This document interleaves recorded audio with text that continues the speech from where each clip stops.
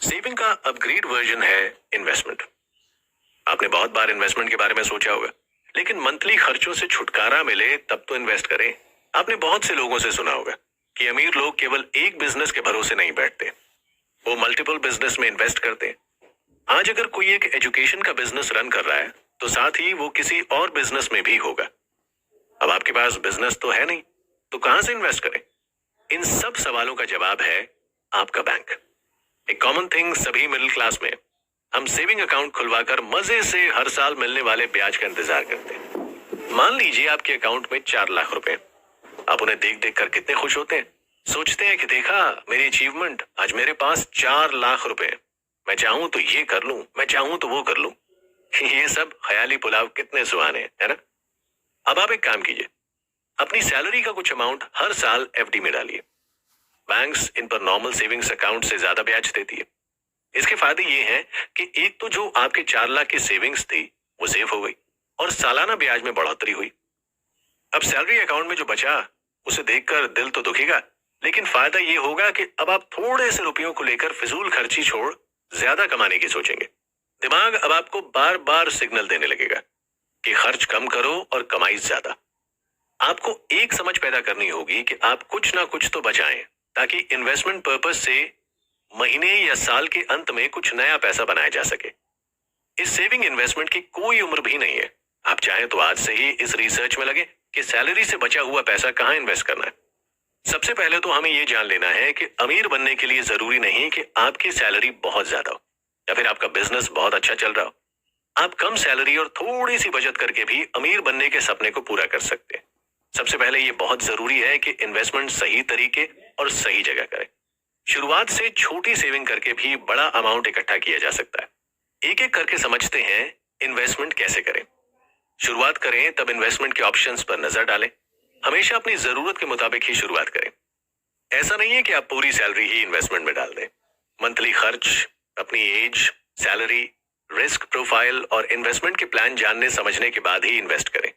सबसे जरूरी है कि आप कितने रिटर्न की उम्मीद कर रहे हैं, ये समझने के बाद तय करें कि इन्वेस्ट शॉर्ट टर्म ड्यूरेशन में करना चाहिए या लॉन्ग टर्म इन्वेस्टमेंट आपके काम आएगा। इसके लिए आप किसी एक्सपर्ट की सलाह जरूर लें। अपनी फाइनेंशियल कंडीशन और ड्यूरेशन के हिसाब से इन्वेस्ट की सोचें। मान लीजिए अगर आप हर महीने 3200 रुपए की सेविंग करते हैं और इस राशि पर आपको 10% का रिटर्न मिलता है, तो सोचिए 30 साल के हर महीने 3200 रुपए की सेविंग करते हैं और इस राशि पर आपको 10% का रिटर्न मिलता है, तो सोचिए 30 साल के बाद आपके पास करीब 72,94,000 रुपए होंगे। ये बहुत छोटा इन्वेस्टमेंट था। जितना आप इन्वेस्ट करेंगे रिटर्न में उतना ज्यादा आप पाएंगे। जैसे हमने पहले चर्चा की थी कि सेविंग अकाउंट की बचत को देखकर हमें खुश नहीं होना चाहिए, बल्कि उस सेविंग को बढ़ाया कैसे जाए इस पर सोचना है। सेविंग की राशि को सैलरी अकाउंट में रखने के बजाय अलग अलग कर लें। उस पैसे को अलग अलग जगह इन्वेस्ट करें। पोस्ट ऑफिस और बैंकों की अट्रैक्टिव सेविंग स्कीम इसका सबसे आसान और सेफ तरीका है।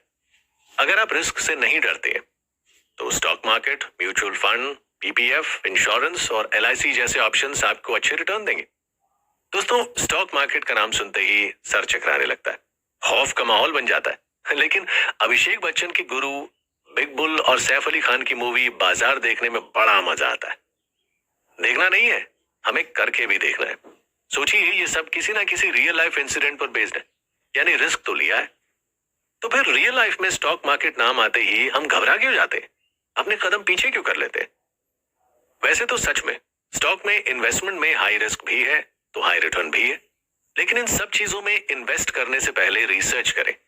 आज गूगल बाबा या ढेरों एक्सपर्ट मिल जाएंगे जो आपको एडवाइस दे सकते हैं। स्टॉक मार्केट में कई कंपनियां ऐसी हैं जो इन्वेस्टमेंट के लिए सुरक्षित मानी जाती हैं, जैसे बैंकिंग, पावर, आईटी सेक्टर और ऑटो सेक्टर। बैंकिंग सेक्टर की बात करें तो गवर्नमेंट हो या प्राइवेट बैंक, आप इनके पुराने रिकॉर्ड को देखकर इन्वेस्टमेंट का प्लान बना सकते हैं। ठीक इसी तरह पावर सेक्टर की भी कई कंपनियां आपके लिए बेहतर ऑप्शन है। इन्वेस्टमेंट का ये तरीका थोड़ा ट्रिकी तो है, लेकिन आपको बेहतर फाइनेंशियल कंडीशन देने के काबिल भी है। ऐसा कोई एक तरीका नहीं है। आप कोशिश करेंगे तो स्टॉक मार्केट के बारे में आप और बेहतर जान पाएंगे।